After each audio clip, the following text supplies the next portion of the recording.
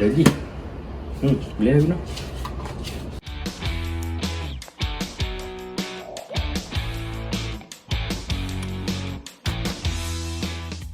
Hai, Assalamualaikum. Welcome back to my channel.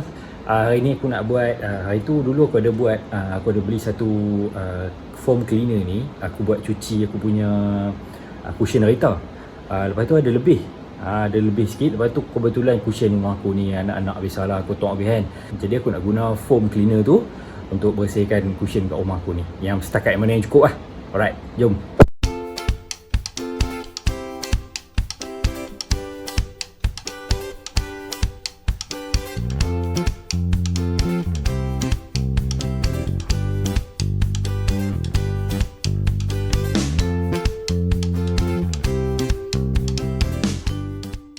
Okey, dah cuci.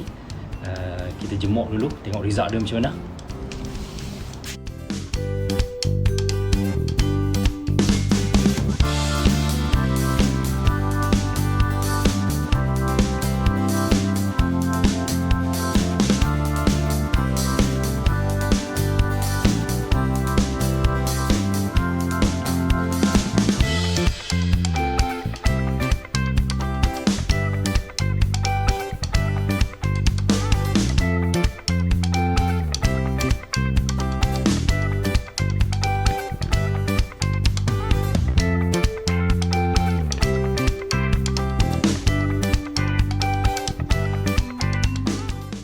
Dua kerusi je yang macam kotak sikit.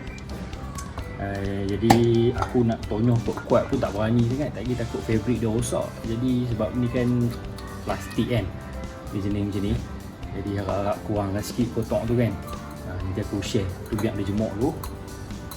Nanti aku tunjuk result dia lepas kering apa semua macam mana. Aku rasa dia tak ada lah bersih habis, tapi mungkin kurang lah sikit. Kalau diikutkan aku kena buat macam 2-3 kali. Bila dah kering, letak lagi foam tu.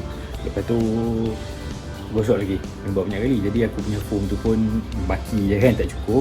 Jadi aku tak buat dah. Jadi aku biar dia jemur je lah, dia kering.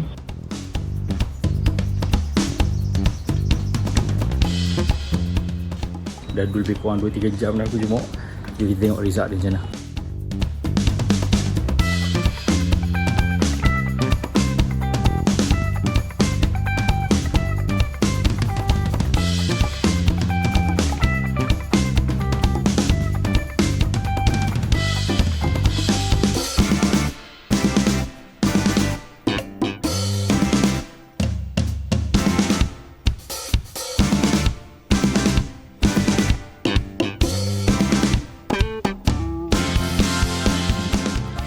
Itulah dia punya keadaan.